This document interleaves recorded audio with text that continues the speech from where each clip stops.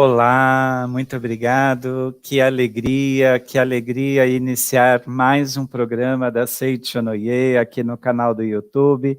Hoje, quinta-feira, dia das nossas atividades, da Superintendência das Atividades dos Educadores.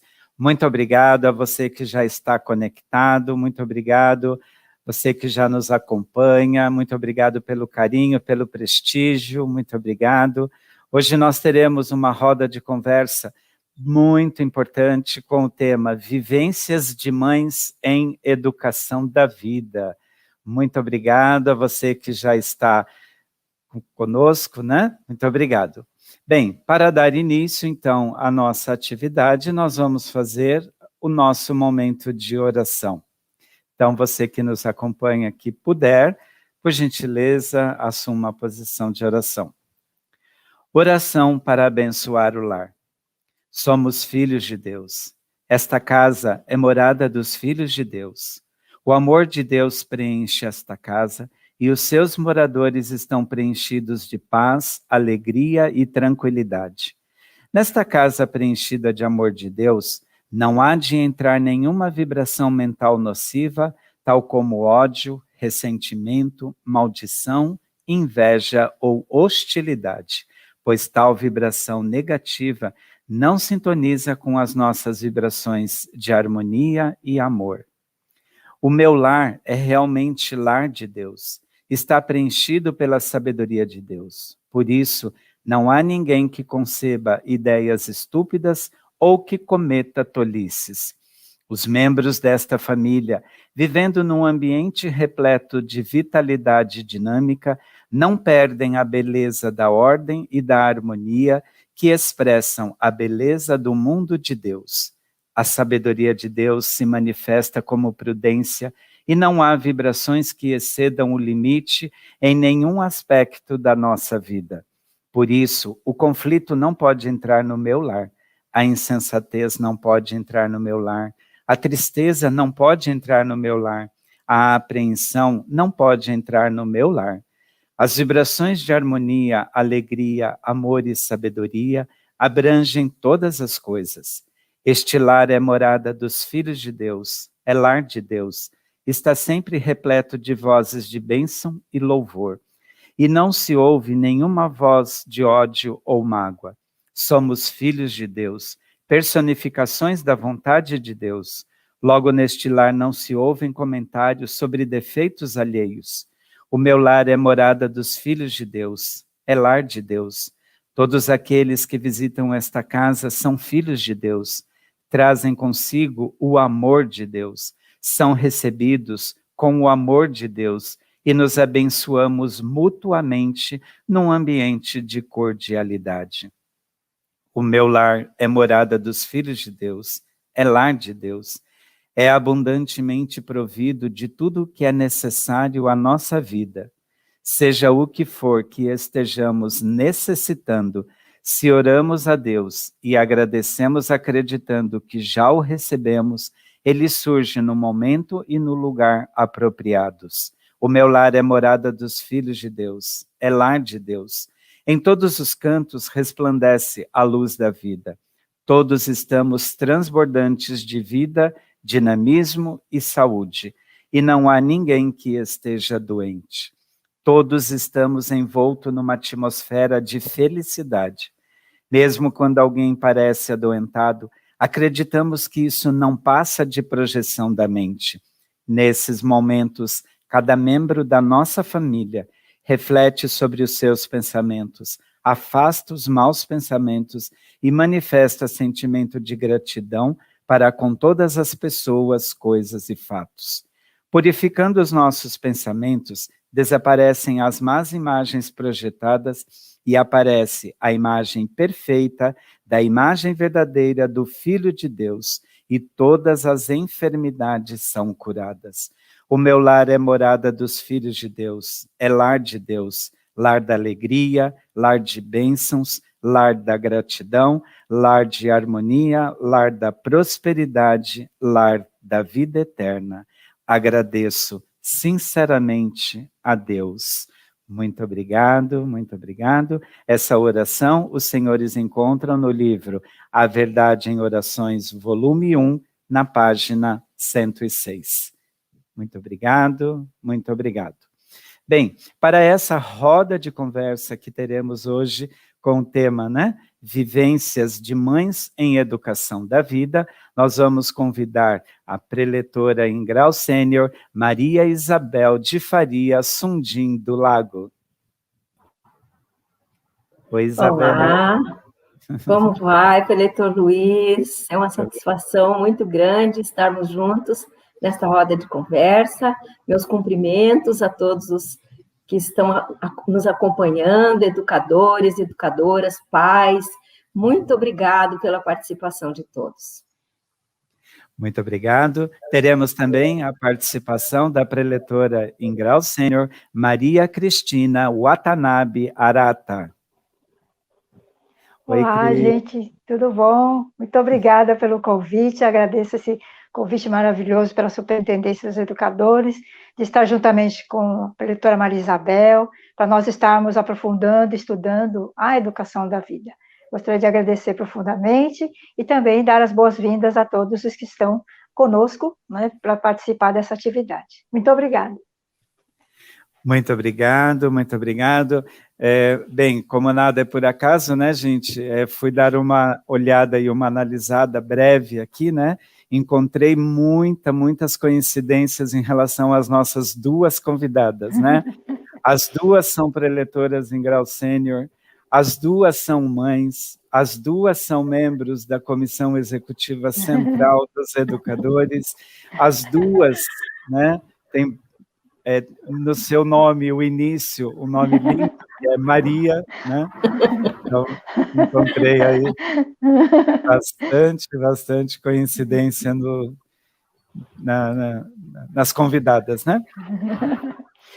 Bom, vamos lá então, né? Nós vamos ter a oportunidade hoje, né, as pessoas que já nos acompanham aí, na roda de conversa de hoje, a gente vai poder verificar a prática da educação da vida, né?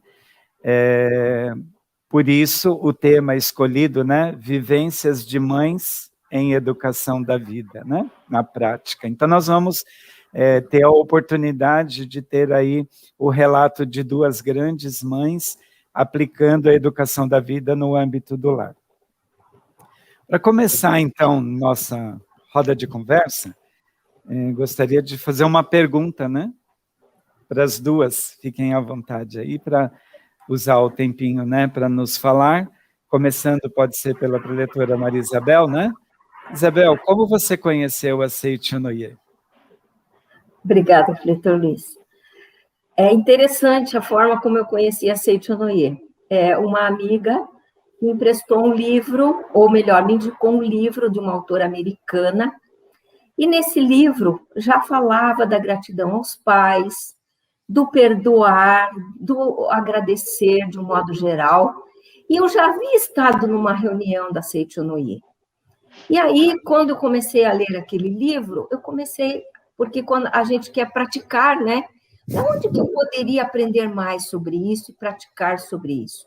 Aí lembrei da reunião da Seiichi Onoye e comecei a frequentar as reuniões da AL, que na época era em Guaíra, eu morava ainda em Guaíra, no estado do Paraná, lá na fronteira com o Paraguai e o Mato Grosso, e lá na cidade de Guaíra eu comecei a frequentar a AL e comecei a praticar, né, os ensinamentos, e aquilo foi realmente permeando a minha vida, porque é importante, né, que eu ressalte isso.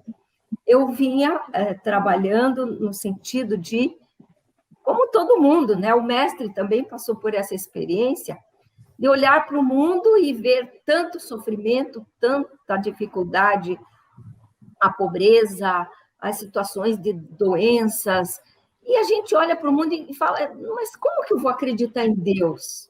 Né? Se a gente vê tanto, como que Deus criou esse mundo? Então, a gente se faz essas perguntas, né? Então, eu vinha no sentido de procurar, de buscar mudar o mundo, né? E até enveredei uma época pela questão da política, para poder mudar o mundo. E a nossa situação financeira, né, dentro do lar, foi ficando cada vez mais difícil. E aí eu chego a Seichonoye e ouço: a prosperidade está na mente. Ora, então tudo aquilo que eu vinha acreditando até então não era daquele jeito. Não adiantava querer mudar o mundo aí dessa forma. Teria que mudar a mente, né? E aí li o livrinho, aquele livro maravilhoso, A Prosperidade Está na Mente. E aí tive que mudar o paradigma, foi uma mudança de paradigma radical, né? E graças a Deus eu topei, né, fazer essa mudança. E aí a vida foi tomando um novo rumo. Isabel, antes de passar a palavra para a leitora Cristina Arata, você é mãe de quantos filhos? Na verdade, são 8 filhos. Né? Nossa! Eu brinco que eu casei com o nordestino, né? Então, Parabéns. Parabéns. 3 deles estão no plano espiritual, né? Um deles natimorto, os outros 2 eram gêmeos, foi um aborto de gêmeos. E 5 estão aí conosco nesse plano, vivenciando essa vida maravilhosa. Parabéns, parabéns. Nossa, quanta experiência. Sim. Muito bem, vamos saber um pouquinho, então, né, da preletora Cristina, como que ela chegou na Seichonoye. E aproveito e já também, né, deixo a perguntinha aí para a Cris, quantos filhos, né? Mãe de quantos filhos? Muito obrigada. Eu digo que eu entrei na Seichonoye meio que enganada, né? Porque, na realidade, eu comecei na Seichonoye com 14 anos. Faz pouco tempo, né? Só uns 10 anos que se passaram. E, na realidade, assim, meu pai já era da Seichonoye, ele tinha conhecido a Seichonoye já, mas, na verdade, quem frequentava mesmo era ele. Né? Então, eu acho que ele tinha muita vontade que os filhos participassem, né, da Seichonoye. Mas ele nunca impôs, nunca mandou, né, ele sempre deixou à vontade. E eu participava, na época, de uma escola, que era de aula em japonês, né, e tinha um grupo lá de pessoas que eram da Seichonoye, na época eu não sabia, eram as meninas, né, e elas falaram para mim assim, olha, vamos num lugar que a gente vai ficar, eram 5 dias, né, para ver que faz um pouquinho de tempo, era um seminário de ginasianos, nem tem hoje, mas... E era em japonês, e eu não entendia quase nada de japonês, né? Eu falei, olha, eu não sei o que eu vou fazer lá. Ela falou assim, mas você não está estudando japonês? Eu falei, estou, mas para escutar uma palestra toda em japonês, eu não vou entender. Aí ela disse assim, mas aí essas meninas, minhas amigas, disseram assim, olha, mas não tem problema, né? Porque, assim, as conversas lá dentro, internas com as pessoas, é em português. A oração, a palestra é em japonês. Eu falei, meu Deus, eu vou ficar escutando lá, não vou entender, né? Aí ela falou, mas sabe o que tem lá? Muitas pessoas, muitos jovens, né? Você vai fazer muitos amigos. E eu, na época, né, na fase dos amigos, do social, né, da aceitação social, eu falei, muitos amigos. Ela falou, é ótimo, lá você vai gostar muito. São mais de 800 jovens que se reúnem de todo o Brasil e você vai poder conhecê-los, né? Aí eu fiquei pensando, falei, esse negócio de amigos é comigo, né? Aí eu vou lá, né? Aí eu fui, né? Meu pai ficou, acho que, hiper feliz, ele nem demonstrou. Eu falei, pai, eu vou para a academia de Biúna. Ele, que bom. Ele fez, eu lembro até, que ótimo, né? Eu acho que você vai gostar disso. Sim. Mas não foi por ele. Aí eu fui lá, realmente, né? Não entendia quase nada, mas o grupo era muito coeso, né? Era muita conversa, a gente fez muita amizade, fez com o pessoal do Amazonas, do Rio Grande do Norte, e na época escrevia-se cartas, né? Então a gente escrevia muita carta, falando com as pessoas e tal. Então, assim, eu me encantei pela movimentação, pelo grupo dos jovens, mas não em si pela filosofia, que até então, assim, como era em japonês, pouco ficou da questão da doutrina em si, né? Mas essa motivação, né, vamos dizer assim, em relação aos amigos, de estar encontrando os amigos nos vários eventos depois, o que aconteceu? Meio que me obrigava a estar lá, porque o pessoal dizia, olha, vai ter a convenção, vai ter um seminário, vai ter uma palestra. Aí falou assim, eu não vou entender muito não, mas tudo bem, eu vou encontrar com aquele grupo maravilhoso, eu vou estar lá. E assim começou, né? E como eu gosto muito de, assim, onde a gente está, contribuir, colaborar, você sabe muito bem que quando você tem uma pessoa com esse perfil, normalmente você vai sendo convidada para ajudar, e foi o caso, né? Fui convidada para ajudar na associação, a trabalhar dentro da associação, e isso vem até hoje. Então, foi assim que eu conheci a gente e permaneci, né? Foi uma desculpa muito boa, né? Um convite muito bom para entrar em algo que, sim, que hoje é a coisa mais importante para mim, que é a questão da Seichonoye, o conhecimento da Seichonoye, né? Respondendo, então, a pergunta do professor Luiz, eu sou um pouquinho menos que a professora Isabel, eu tenho 4 filhos, né? O mais velho tem 30, aí vem 30, 29, 25 e o último tem 20.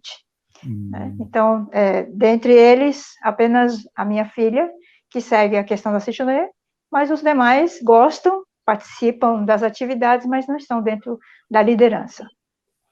Muito obrigada. Obrigado, Cris. Muito obrigado. Parabéns, né? Que bom, né? Bom, como eu disse na abertura, né, do nosso programa de hoje, nós vamos abordar aí bastante nessa roda de conversa de hoje a importância da prática da educação da vida no âmbito do lar, né? Então, são vivências de mães em educação da vida, né? Aplicando a educação da vida com os filhos, né? Então, gostaria de deixar aí também mais uma pergunta, né, para as duas convidadas, né, em relação a isso, né, a importância da prática da educação da vida na educação, na formação dos filhos, tá bom? Então, podemos iniciar aí. Isabel? Tá bom. Então, a educação da vida, ela própria já trilha, né, uma orientação. Comece por você mesma, né? Porque a nossa tendência é sempre querer ir resolver o filho que está com problema, a filha que está com problema, alguma coisa no comportamento, seja na escola, né? Enfim, seja no lar. E eu precisei começar por mim mesma, não é? Eu fui criada, o meu pai, eu sempre coloco isso também, o meu pai já era um homem à frente do seu tempo, que ele teve 2 filhas mulheres e numa época que não se dava valor para o estudo, por exemplo, para as mulheres, o meu pai já nos exigia isso, que nós estudássemos, nos formássemos, nos tornássemos mulheres independentes. A minha mãe já trabalhava fora, né? Então, eu fui criada nesse ambiente. E quando eu me casei, não fui preparada para casar, digo assim, como nos moldes da época, que fazia enxoval, bordava toalha, aquelas coisas. Nada disso eu fiz, né? Então, quando fui casar, tive que comprar todo o meu enxoval. E aí, durante o casamento, esse comportamento da mulher independente, que sai na frente, que comanda, que trabalha, que acontece, que faz, e eu fui observando, não é? Que em relação ao ensinamento da Seichonoye, alguma coisa não estava encaixando, né? Não tinha a devida reverência ao centro do meu lar, que era o meu marido, né? É interessante, a gente deve colocar isso também, que não se trata de submissão, né? O próprio mestre Masaharu Taniguchi, no volume 29 da coleção Verdade da Vida, que ele dedica à mulher, ele é muito enfático ao dizer que a mulher tem sim que aprimorar-se, estudar, trabalhar, né? Desenvolver-se também. E o fato de reverenciar o marido significa a função da mulher e a função do homem, né? Depois a gente pode aprofundar um pouco mais falando da questão do casal espiritual, né? Quando nós falamos nessa questão, é importante enfatizar que nós estamos falando do ser espiritual que nós somos, né? Não somos esse ser carnal. Então, eu iniciei a vivência em educação da vida comigo mesma, fazendo esse treinamento para aprender a reverenciar o meu esposo como centro do lar e como grande líder que ele era na comunidade, né? Já naquela época trabalhava com a questão ambiental, foi diretor do meio ambiente da Prefeitura Municipal de Guaíra, então nós já tínhamos essa pegada, né, de proteção ao meio ambiente, do cuidado com a natureza. E aí, quando nós, dentro da Seichonoye, nosso Supremo Presidente nos trouxe, né, essa questão muito séria hoje para nós, foi um coroamento, né, de toda aquela vivência que a gente já estava tendo na nossa vida pessoal. Então, foi assim que eu iniciei a prática da educação da vida comigo mesma. Muito obrigada. Que legal, Isabel. Quando você estava falando, né, eu consegui identificar um texto do mestre que ele fala no livro A Verdade da Vida, volume 14, né, quando ele fala da questão da importância da reeducação, né? Um dos princípios, inclusive, da educação da vida, quando a gente sai do campo da teoria e vem para a prática, é essa questão, né? Eu tenho a responsabilidade de educar uma pessoa, seja um filho, seja um neto, né? Que hoje os avós também compartilham muito a educação, né, dos netos. A gente tem que estar disposto a fazer isso que você naturalmente fez, né? Que é se reeducar, né? Então, nesse sentido, Isabel, assim, a sua fala contribuiu muito para que a gente visse na prática a educação da vida como uma via de mão dupla, né? Parabéns. Bom, Cris, eu queria, né, te ouvir um pouquinho de você, porque você, quando conheceu, né, você falou, conheceu a Seichonoye jovenzinha, 14, 15 anos, então, quando você foi educar os seus filhos, você já era da Seichonoye, né, já praticava o ensinamento. Queria que você contasse para a gente, Cris, a experiência aí quando seus filhos eram pequenos, pensando, Cris, naquelas mães assim que super protegem as crianças, né, que tem aquela educação extremamente protetora, né, e eu queria que você contasse aí para a gente um pouquinho como é que você, tendo 4 crianças pequenas, né, como que você aí lidou com essa situação na educação da vida. Muito obrigada. Esse processo de reeducação, acho que eu precisava de mais tempo, né? Por isso que eu comecei mais cedo, 14, para poder chegar, né, à questão de casar e ter filhos. E se eu não tivesse essa reeducação durante esse processo, provavelmente não teria filhos, provavelmente não estaria casado. Eu acho que a gente tem que, né, ponderar isso direitinho. Só para se situar, né, eu sempre fui muito mandona, sempre fui muito independente, sempre, minha mãe dizia que eu gostava, expressão dela, né, dizia assim, Cristina, você gosta muito de cantar de galo, ela dizia assim pra gente, cantar de galo significa ser dona do espaço, né, e ela dizia também, assim, Cristina, você tem uma boca muito dura, eu era muito crítica, né, assim, de falar mesmo, e às vezes nem falava, de fazer muita cara feia, né, tinha uma personalidade meio complicada, assim, para os meus pais, então, na realidade, meus pais, minha mãe, né, principalmente minha mãe, eu apanhei da minha mãe, né, porque tinha essa questão dessa força para ser devidamente canalizada. E uma coisa que é interessante é porque a gente acaba levando esses conceitos que a gente foi formado para a nossa vida conjugal, vida familiar, né? E aí, meus filhos eram pequenos, né? Mas uma coisa muito importante que a educação da vida e a Seichonoye nos fornece é aquela questão que sempre se bate de que o homem é filho de Deus e é perfeito, né? Por trás de toda a aparência, por trás de todo o comportamento, existe um filho de Deus.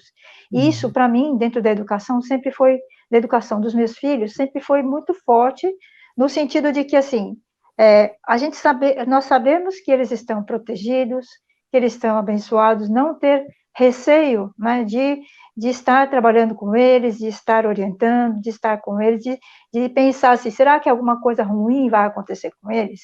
Então, esse nunca foi o meu pensamento.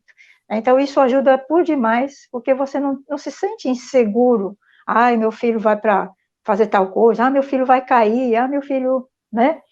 E um fato, esse meu filho, que aconteceu na regional, é porque, como eu sempre tive essa confiança, né, naquilo que a gente aprende dentro da educação da vida, eu sempre confiei nos meus filhos, sabendo que eles têm essa consciência também de perigo, né? Mas a gente vai monitorando, mas sem dizer, vai cair, cuidado, não sei o quê, né? E ele ficou, tem uma escadaria na sede regional, e quando eu estava fazendo uma palestra lá na sede, aí o que aconteceu? Escutei só um grito assim, ele caiu. Quando eu escutei isso aí, a primeira questão assim, meu Deus, né? Caiu. Mas aí vem sempre aquele pensamento, Deus está sempre orientando, protegendo, né? E vocês acreditam que ele caiu, a escada é feita de dois patamares, assim, uma parte assim e outra que desce mais um pouco. Ele rolou, né? E caiu ali na primeira plataforma. Quando acontece uma coisa dessa, é que a gente vai percebendo o quanto você realmente estudou, o quanto você tem essa questão de acreditar que todos os seus filhos são vida de Deus. Aí eu fechei meus olhos e disse assim, ele é vida de Deus. Deus está sempre orientando e protegendo. E fui lá. Quando eu olhei, ele tinha meio assim, mamãe, eu caí. Não tinha acontecido absolutamente nada. Né? E nós vamos percebendo, né, o quanto essa questão da formação, do estudo, nos dá tranquilidade, né, para que a gente consiga que os nossos filhos sigam o caminho correto, né, que sigam aquilo a que eles vieram fazer, sem que haja muita interferência. Posso fazer uma citação aqui do livro? Claro, fica à vontade. No livro, o livro A Verdade da Vida, 14, né, esse daqui, ele é um dos meus manuais para educação, né, que eu utilizo, fazendo uma comparação, né, não sei se vocês são da época, né, mas quando meus filhos eram pequenos, eu usava muito aquele livro que era A Vida do Bebê, do doutor Lamari, né, doutor Lamari. Aí dava um negócio, eu consultava, dava outro negócio, eu consultava. A mesma coisa eu faço com a educação da vida, no caso, A Verdade da Vida, volume 14. E uma das coisas que me chamou muita atenção, e que, na verdade, né, o que prejudica, vamos dizer assim, a questão da educação dos filhos, é a questão do apego, né? Ou seja, meus filhos, porque saíram de mim, devem ser do jeito que eu quero, né? Eu quero que eles façam assim, quero que eles façam assado. E aí, lendo aqui, e devo dizer a vocês que não deu muito certo. Ele coloca aqui na página 142, ele fala aqui, não se deve forçar os outros a seguirem o caminho traçado por você. Ou seja, obrigá-los a conduzir-se de acordo com as normas estabelecidas por você. O caminho natural e verdadeiro existe onde não há obrigação imposta pelas normas rígidas. As aeronaves que não se locomovem sobre trilhos não correm o risco de descarrilamento, mas os trens e os bondes que correm sobre trilhos estão sujeitos a tal risco. Aí ele continua aqui. Havendo o caminho obrigatório, haverá também o risco de desviar-se dele. Não havendo o caminho obrigatório, não haverá o risco de se desviar. Quando eu li essa frase, aí eu parei para pensar, falei assim, eu quero que eles sejam do jeito que eu quero, né? Mas eu tinha que ter um cuidado enorme, uma atenção enorme, porque eles não andavam do jeito que eu queria, eles andavam do jeito que eles tinham que andar, não é verdade? Mas aí quando eu li, falei assim, meu Deus, como que a gente acha que por nascer de nós precisa ser do jeito, ou atender a nossa expectativa, né? É quando a gente chama a questão do apego, né? Professora Cristina, posso fazer um comentário aí?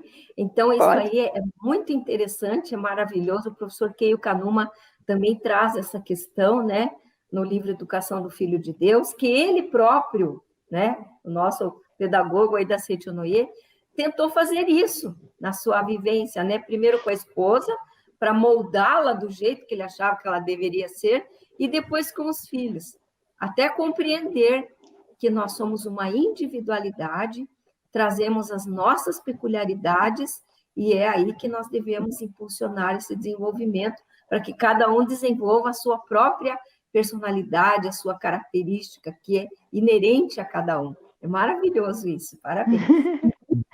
O doutor Luiz falou na questão dos filhos pequenos, né? E isso eu devo a Seichonoye também, né? A questão da educação da vida, né? Porque, assim, eu tenho 4 filhos e eles nunca trocaram o dia pela noite. Nunca fiquei acordada a noite inteira e depois fiquei morrendo o dia seguinte, né? Porque não consegui dormir e tinha que trabalhar. São maravilhosos, né? Exatamente como nós os olhamos, né? Nós temos essa consciência dentro da gente, eles acabam manifestando aquilo que nós acreditamos. Então, são maravilhosos mesmo. Eu tenho, assim, uma enorme gratidão pela Seichonoye, pela educação da vida, pela formação que me foi proporcionada. Muito obrigada. Obrigado, Cris, obrigado. Então, inclusive nesse livro que a preletora Cristina Arata utilizou, né, A Verdade da Vida, volume 14, ali tem uma revelação divina específica e direcionada para as mães, né, quando fala nessa revelação divina do excesso da preocupação, né, é interessante, muito legal. Então, a gente tem hoje, nessa roda de conversa, né, para você que entrou agora aqui na nossa sala, né, na nossa atividade, nós estamos hoje falando sobre vivências de mães em educação da vida, né? Então, são essas práticas da educação da vida que nós estamos trazendo hoje, né? A vivência, ou seja, a eficácia da educação da vida não no conceito, mas na prática, né? Porque, como a Cris bem lembrou, né? A gente estuda a educação da vida, e na hora da prática, será que eu lembro? Né? Porque quando a Cris traz o exemplo, imagina eu fazendo uma palestra, o Vitor rolando uma escada, imagina, eu saía correndo da palestra e ia lá ver como é que ele está. Não, ela agiu corretamente, né? É filho de Deus, está protegido, está protegido. Parabéns, Cris. Muito bem. Eu queria também, né, trazer aí para vocês uma pergunta, né, principalmente em relação a essa prática. A Cris já trouxe aí um exemplo muito legal, que foi esse evento, né, do menino tendo a experiência de como é rolar uma escada, né? Aí eu queria perguntar, Isabel, assim, né, na educação dos seus filhos, né, num bate-papo informal antes da roda, a Isabel comentou com a gente que quando conheceu a Seichonoye, os filhos já estavam na fase da adolescência.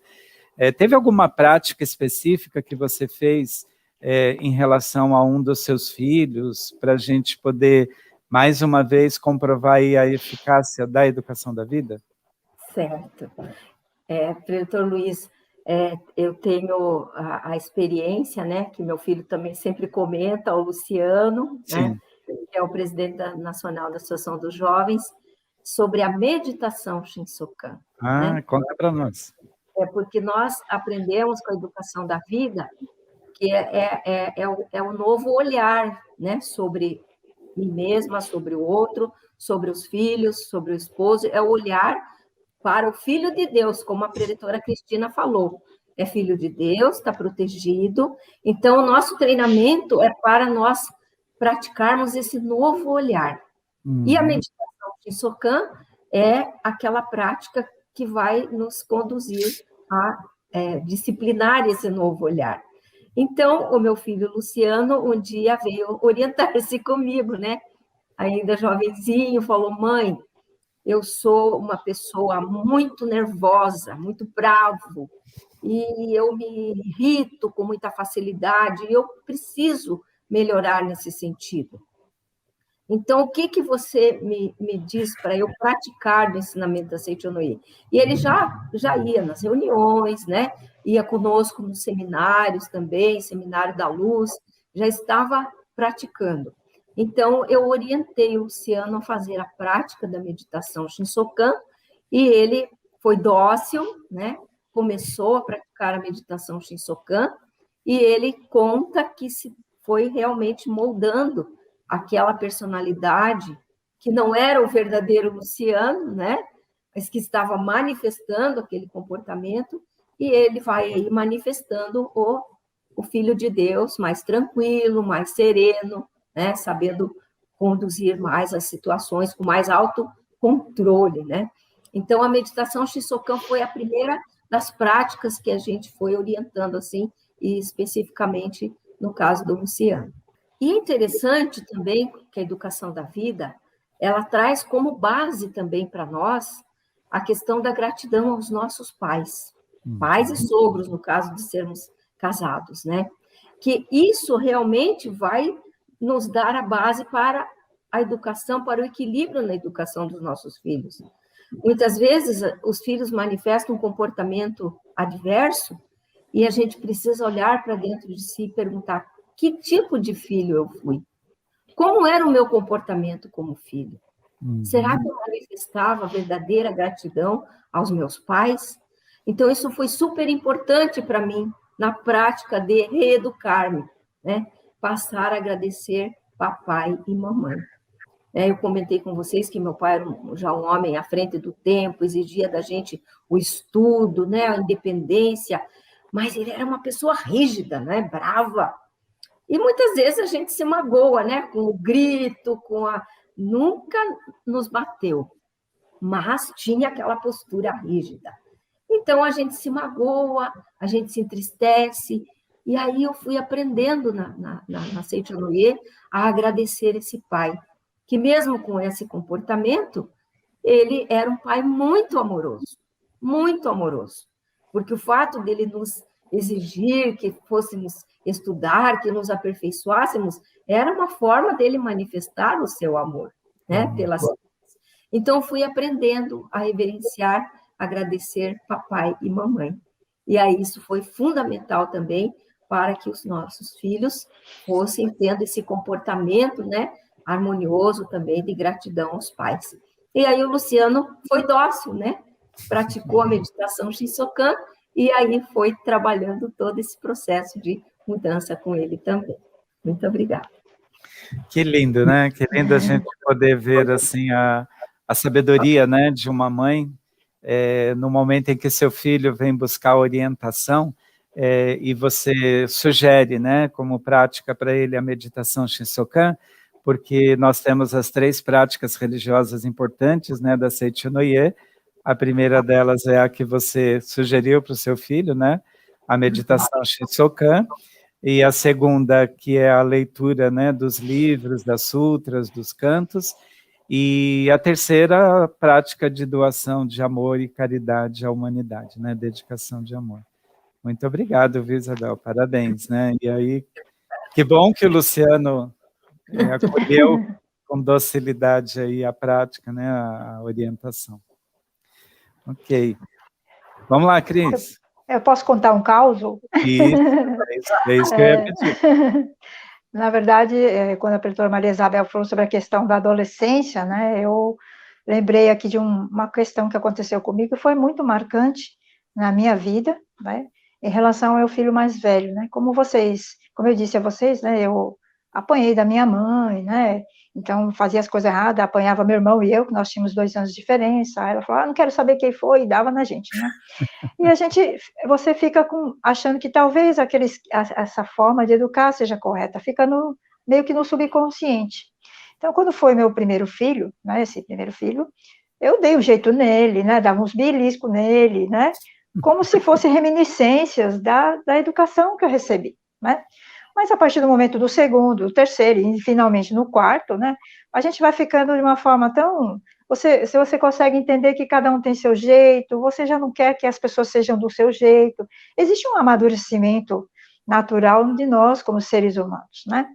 Quando chegou na adolescência do meu filho mais velho, eu trabalhava, né, meus filhos ficavam em casa, né, voltavam da escola de condução e ficavam em casa. E tinha um computador em casa que eles jogavam, brincavam. E aí o meu segundo filho começou a trazer uns fatos para mim, dizendo assim, mãe, meu filho mais velho chama Victor, mãe, o Victor está me batendo. Como assim? Aí a Karen, que é a minha filha, ela pequenininha, ela falou assim, mãe, o Victor deu um soco no Fernando. E isso não foi uma vez, foram várias, né? Eu comecei a fazer diário de elogios, né, que a gente aprende que todo comportamento é sombra da nossa mente, né, falei, então eu vou fazer um diário de elogios, porque ele era um filho maravilhoso, mas estava apresentando esse comportamento. Aí teve um dia que eu cheguei do trabalho, e aí meu filho mais novo veio chorando, disse, mãe, o Vitor me bateu, me machucou, né, eu, como assim, né, aí eu chamei o Vitor. E o Vitor, ele tem a mesma personalidade que eu tinha, né? Muito forte também. E ele chegou e eu disse assim, vem aqui conversar. Ele, não quero. Eu estou chamando você para conversar. Eu não vou conversar. E aquilo foi um choque para mim, né? Porque a gente tem uma autoridade sobre os filhos, a gente pensa que tem, né? Mas na fase da adolescência a gente sabe que existe todo um processo, né? De autoconhecimento, autovalorização. E ele foi bem grosso comigo, né? Bem forte e firme, disse assim, não quero, não vou. Mas você não devia fazer isso. Aí ele jogou na minha cara assim, disse assim, mas você bateu em mim.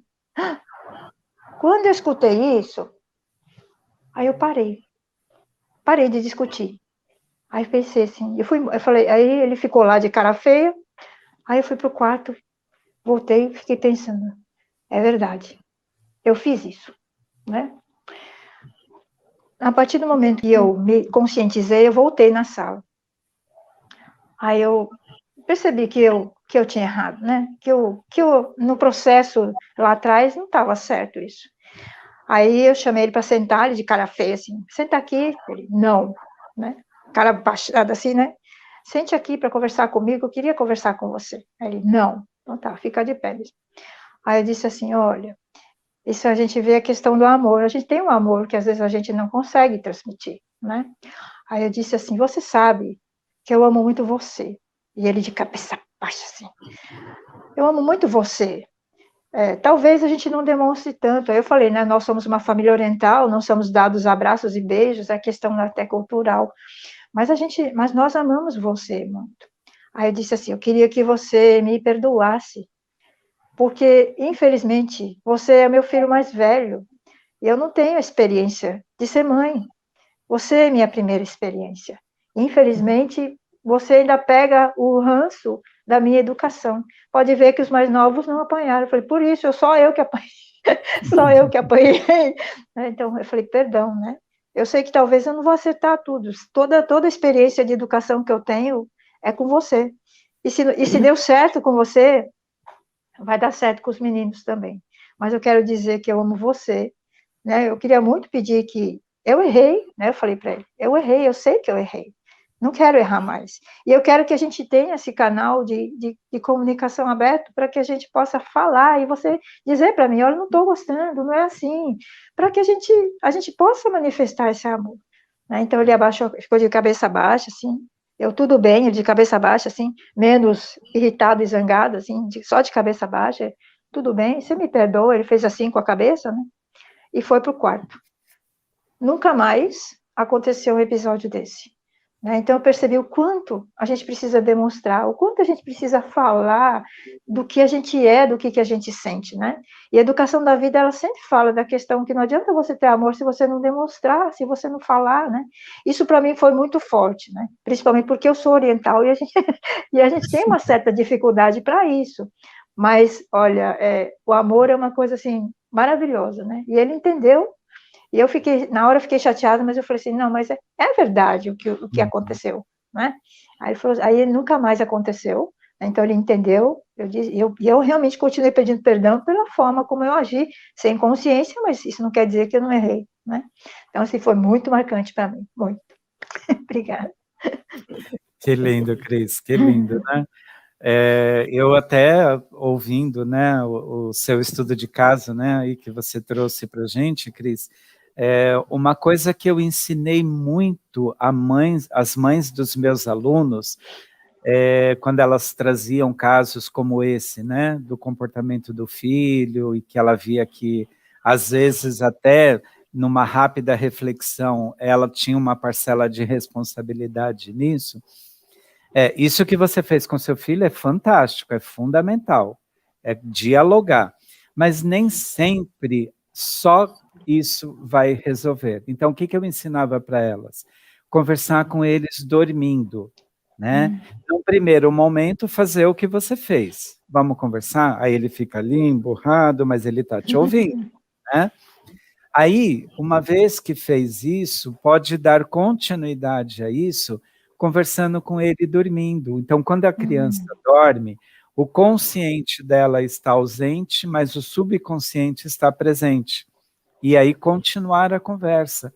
Então, filho, aquilo que a gente conversou, a mamãe está arrependida, não era isso que eu queria ter feito. Como você explicou, né? Mamãe era muito inexperiente.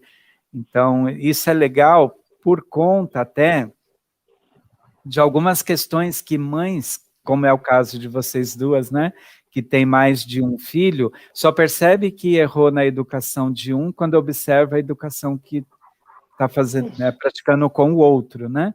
Então, nesse sentido, mães não se sintam culpadas, né? Não é para fazer sentimento de autopunição, mas essa técnica, essa prática, né, de conversar com a criança dormindo, ela tem uma eficácia muito legal também em relação à prática da educação da vida, né? Então, parabéns, né, Cris, aí primeiro por reconhecer, né? Nem sempre é fácil você reconhecer que você errou, né? Não é fácil. Mas, não é fácil. E como você também lembrou, né, do diário de elogio, é uma outra estratégia muito importante, né, de fazer diários de elogios para os filhos, para si mesmo, né? Então, isso é importante. Muito bem. Bom, nós estamos amando aí, né, esse bate-papo, essa conversa, né? E vamos trazer aí mais alguns exemplos de prática de educação da vida. Isabel, consegue lembrar de mais alguma que você tenha praticado com seus filhos? Sim, o professor Keio Kanuma, primeiro eu quero dar parabéns para a Cristina novamente, para a diretora Cristina, que vivência maravilhosa, né? Hoje os pais já têm essa nova visão também de poder dialogar com os filhos. Isso é muito importante, por mais difícil que seja, né? Não querer impor uma autoridade, mas dizer, olha, desculpa, eu errei, né? Não vai acontecer mais. Isso é muito, muito importante, né? Esse diálogo.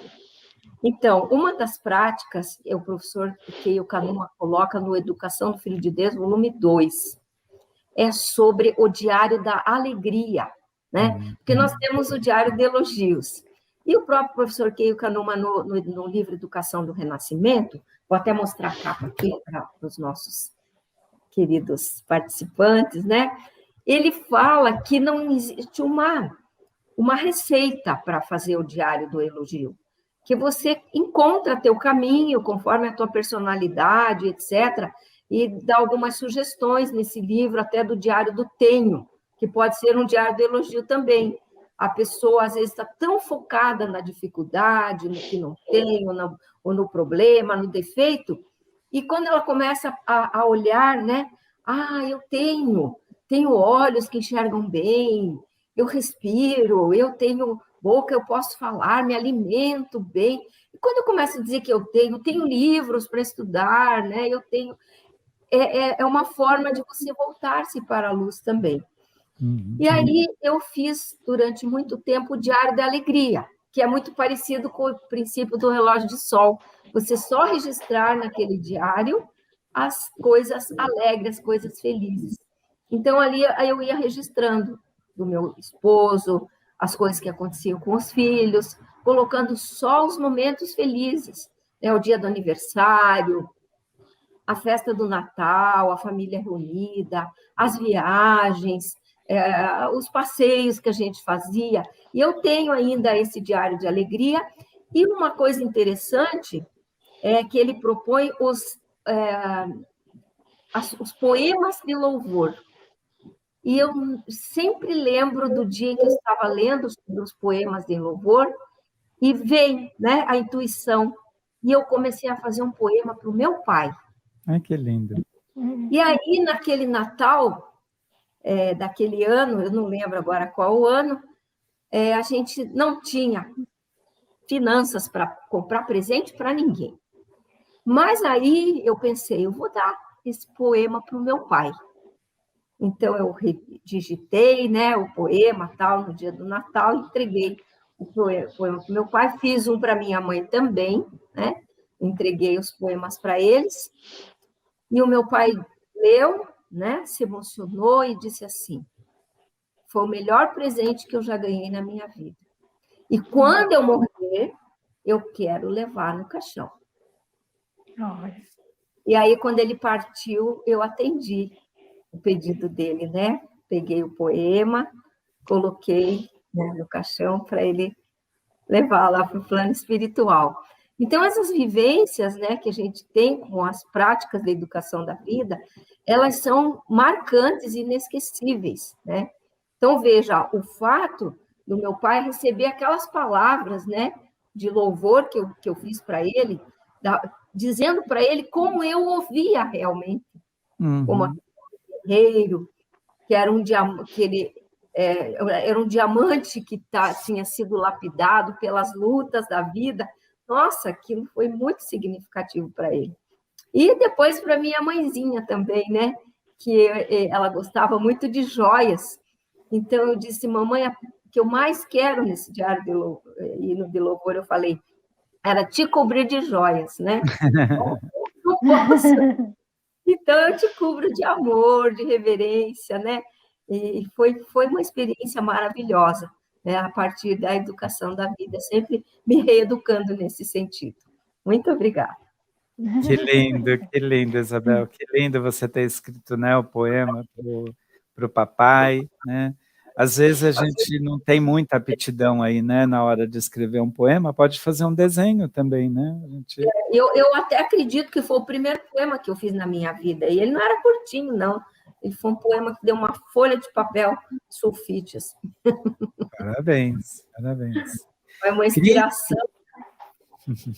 Com certeza. Sim. Vamos lá, Cris. Eu queria falar em relação aos estudos, né? Porque às vezes os pais sempre ficam muito preocupados com a questão do resultado dos filhos em relação às notas, né? Porque, na verdade, as notas é como se fosse um resultado do pai, né? Não do filho. Quando o filho vai bem, a gente fica feliz, quando ele vai mal, a gente também fica mal, como se o resultado dele fosse responsabilidade nossa também. A gente sabe que, de certa forma, né? Mas a questão, né, eu vejo ao longo dessa experiência, né, com os 4 meninos, né, que, na verdade, assim, a minha formação em relação ao estudo era de estudar mesmo, né, eu tinha um quarto para estudar, estudava, só que naquela época era meio decoreba, né, eu decorava tudo, aí chegava no dia da prova, sabia tudo, tirava nota alta, aí minha mãe falava, muito bem, você é muito estudiosa, não sei o quê, e a gente vem com isso na mente, né. Meus filhos, todos eles, não estudavam, todos. Não vi eles pegarem um caderno, a não ser quando eu ia lá dizer, e aí, não vai estudar? E aí, não tem tarefa? E aí? Era assim. E eu já ficava irritada, né, porque eu estava vendo que as coisas não saíam. E aí teve um dia, né, eu estava ficando tão, assim, desesperançada, falei, nossa, eu fui tão estudiosa, né, eu tirava tantas notas boas e os meus filhos não, né. Mas aí, no livro do mestre, fala que não é o estudo que vai tirar essa questão do seu filho deixar de ser filho de Deus.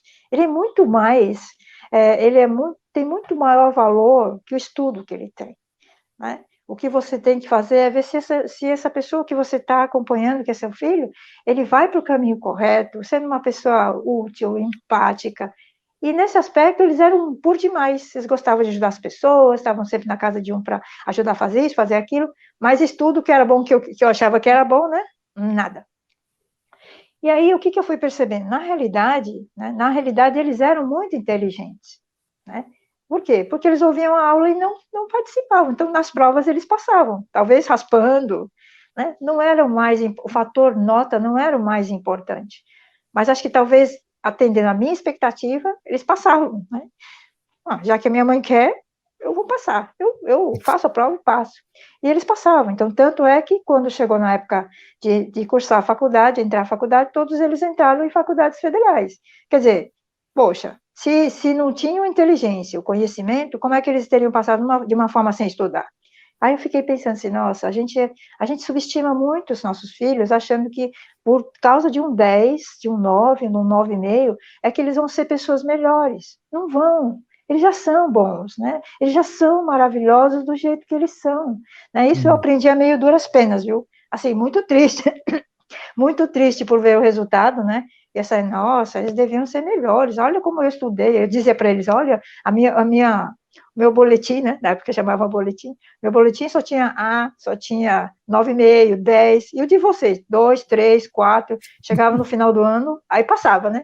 Você nunca repetiram de ano, né? Passavam assim, naquela. Mas eles eram muito inteligentes. Então, assim, o importante, o mais importante, é a questão que a gente estava colocando antes, é manifestar o amor e a confiança. Né? Existe uma palavra mágica na educação que é confiança. Eu confio em você. Eu confio em você. Né? Essa palavra, eu confio em você, meu pai falava para mim. Aliás, falou para minha mãe numa conversa que eu escutei. Minha mãe dizia assim, a Cristina só fica saindo, porque era muito de sair, saindo, voltava de madrugada, minha mãe ficava preocupada, ficava brava. E um dia eu peguei uma conversa do meu pai e minha mãe, minha mãe falou, você não vai dar um jeito na Cristina? Olha só, ela só volta tarde, só com os amigos, não sei o quê. E meu pai disse assim, ele já era da Seitonoye, né? Olha que maravilha. Ele disse assim, e eu escutei, ele disse assim, eu confio nela. Quando ele falou isso, aquilo é tão forte para a gente, que a gente assim fica pensando, eu nunca vou fazer nada que vá contra a expectativa do meu pai. Nunca. Mesmo sendo do jeito que eu era, nunca fiz nada errado. Porque sempre lembrava do meu pai. E assim eu fiz com os meninos. Confio muito em você. Confio muito em você. Você é um filho muito perfeito, maravilhoso. Confio em você. Né? As pessoas às vezes falam assim, eu confio no meu filho, mas no filho dos outros eu não confio. Não, eu confio no meu filho e sei que ele vai saber tomar as decisões necessárias nas situações que se apresentarem. E aí sim que aconteceu. Né? Então, assim, não tenho nenhum filho que me desse preocupação, que tivesse algum problema, que fosse desencaminhado. Não tenho, gente. Eu sou extremamente grata a Seitonoye. Eu sempre falo isso. Se não fosse a Seitonoye, já disse, não era casada, não tinha filhos, não estava aqui. Porque era muito diferente do que eu pensava. Né? Mas hoje eu vejo o quão, né? Já que eu comecei com 14 anos, né, eu sou meio que prova viva de que Seitonoye é uma senhora escola, né, para que você viva realmente feliz. Que todos os dias você dê bênçãos, você tenha palavras de gratidão para a vida, para Deus, para a família. Né, isso, e vale muito a pena, vale muito a pena. Então, eu sou muito, muito grata. Como mãe, eu sou muito grata. Como todo, né? Como ser humano, eu sou muito grata. Muito obrigada, viu? Muito obrigada. Obrigado. Bom, estou amando essa nossa conversa, né? Ficaríamos horas aqui trazendo experiências, né? Sobre a aplicação da educação da vida, as nossas vivências, mas o tempo, ele corre, né, gente? Então, nós estamos encaminhando aí para a nossa reta final desse nosso programa de hoje. Como nós iniciamos o programa, né, com uma oração, nós vamos também, antes de fazer aí as nossas considerações finais com o tema de hoje, gostaria então que vocês assumissem, né, a posição de oração e acompanhassem aí a oração que está no livro Minhas Orações, na página 97, a oração para crer na imunidade. Muito obrigado. Sou um ser espiritual da cabeça aos pés. Sou espírito puro e iluminado. Espírito não é matéria, portanto, é imune a vírus, cansaço e doença. Sou um ser espiritual, da cabeça aos pés. Sou espírito puro e iluminado. Espírito não é matéria, portanto, é imune a vírus, cansaço e doença. Muito obrigado, muito obrigado. Bom, antes de passar para as considerações finais das nossas convidadas, né? Quero convidar você que nos acompanha aqui no canal do YouTube para visitar no portal da Seitonoye, né? A nossa página dos educadores, o novo site da Seitonoye, o portal, ele foi inaugurado, né? Não faz muito tempo, e gostaria então que vocês nos prestigiassem né, visitando a nossa página dos educadores no portal da Seichonoye, tá bom? Então, sejam todos muito bem-vindos aí a esse portal, né, que tem ali alguns artigos, algumas questões aí que a gente até abordou aqui nessa atividade de hoje. Tá bom? Então, eu queria, assim, para algumas rápidas palavras, né, passar aí para as nossas convidadas especiais, as suas considerações finais, né, em relação, né, ao nosso tema de hoje, que é vivências de mães com educação da vida. Podemos começar, Isabel? Muito obrigado, é a palavra, né? Muito obrigado. E gratidão, porque, preletora Cristina, aprendi muito com você hoje. E não é porque nós temos aí os nossos filhos já adultos e já temos netos, que a gente não continue praticando a educação da vida com os nossos filhos mesmo adultos. Usando essa palavra que você colocou aí com muita propriedade, a confiança. Continuar sempre confiando, né? E aí os filhos da gente se manifestam empreendedores, corajosos, né? Vão buscar, né, o seu caminho, e a gente precisa estar como mãe sendo essa base que impulsiona os filhos com confiança sempre para a vida. Então foi um grandioso aprendizado, viu? Preletora Cristina, muito obrigada. Preletor Luiz, mais uma vez, obrigada pela confiança, por esse convite de nós estarmos juntos aqui nessa atividade. Muito obrigada. Obrigada a todos os que estiveram conosco até o momento, né, ajudando a gente a fazer essas reflexões e levar para as suas vidas também. Muito obrigada. Obrigado. Cris? Muito obrigada. Eu queria também agradecer essa oportunidade de estar com a preletora Maria Isabel, né? Ela tem uma experiência de formar grande liderança, né? Verdade? Doutor Luciano que o diga. E queria conversar um pouquinho com as pessoas que estão assistindo, que, na verdade, assim, é necessário que a gente aprofunde, é necessário que a gente estude bastante, é necessário que a gente vá atrás, por exemplo, o canal Educadores tem o canal no YouTube, tem várias e várias palestras, porque é um processo de mudança, não é um processo muito fácil, a gente sabe disso, né? Mas se a gente for estudando, como as práticas que a preletora Maria Isabel falou, são muitíssimo importantes, e vai fazendo com que a gente vá se reeducando e olhando os nossos filhos de uma forma realmente como seres divinos dentro da nossa vida, né? Como manifestações divinas dentro da nossa vida. E se como a gente diz na Seichonoye, né? Se nossos filhos é manifestação de Deus, né? É um Deus que vem através de você, se você é filho de Deus, é um Deus que vem através de você, é uma grande honra, né? Ter esses filhos dentro da nossa casa, no nosso convívio, durante esses anos todos em que eles estão formando, que eles vão saindo de casa e se casando, formando essa nova família. Mas é importante que a gente, né, não fique só, né, ai, que bacana, mas que a gente vai estudando, e aí essa prática ela vai começando a acontecer. E vocês vão ver, com certeza, o resultado dessa prática. Ela realmente, a educação da vida é infalível, viu? Muito obrigada a todos, obrigado pela oportunidade e pelo convite, doutor Luiz. Muito obrigada. Muito obrigado. Bom, com certeza, né, tivemos hoje aqui uma atividade bastante especial, também aprendi muito com vocês duas, né, com as experiências de vocês, né, em relação à educação da vida. Muito obrigado pela oportunidade. Nós estamos, né, no mês de maio, então, é o mês das mães, né, por isso que tivemos aqui hoje duas grandes convidadas, né, que são mães, para trazer para a gente essa experiência, né, da prática da educação da vida. Quero aproveitar e parabenizar a todas as mamães que estão nos acompanhando, né, por esse mês lindo, que é o mês do Dia das Mães. Toda quinta-feira nós estamos, então, aqui no YouTube, né, às 14 às 20 horas, e nós temos também atividade para os educadores no Instagram, né, todo um domingo sim, um domingo não, a nossa atividade no Instagram, na live, né, é o primeiro e o terceiro domingo do mês. Então, a nossa próxima live no Instagram vai ser dia 2 de maio, né, estamos preparando aí temas também bastante importantes em relação à educação da vida. bom? Então, mais uma vez, muito obrigado, preletora Isabel, preletora Cristina, por ter, né, separado aí um tempinho da agenda de vocês para vir aqui bater um papo, né, com a gente em relação à educação da vida, tá bom? Mais uma vez, quero convidá-los, né, para visitar a nossa página no portal da Seichonoye.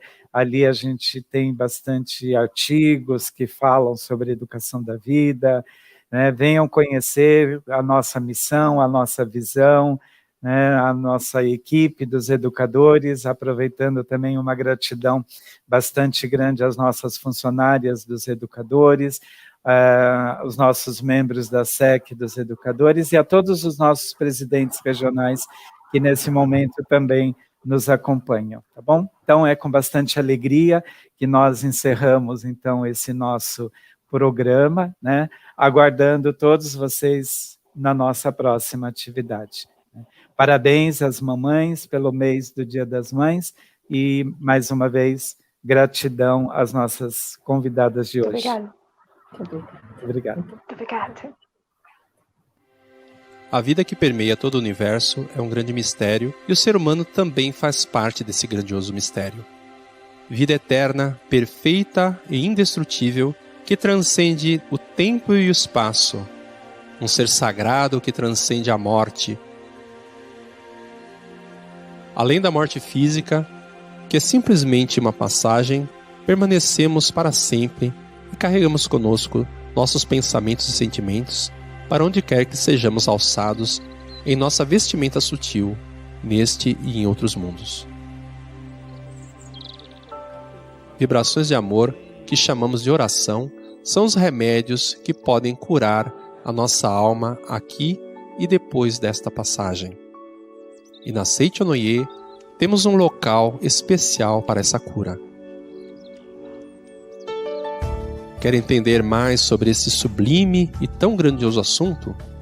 No livro Santuário Roso, Templo da Cura Divina, a sagrada doutrina da Seichonoye explicada de forma facilmente compreensível para que busquemos desde já a sabedoria que permite a cura de nossa alma e a cura das almas daqueles que amamos e que já fizeram a passagem chamada morte. Para adquirir esta obra é fácil. Acesse nossa loja virtual livrariasni.org.br ou contate pelo telefone 0 operadora 11 50 74 41 80. Oração, amor e luz. Na Seichonoye, a alma permanece iluminada no Santuário Roso, o Templo da Cura Divina. Muito obrigado.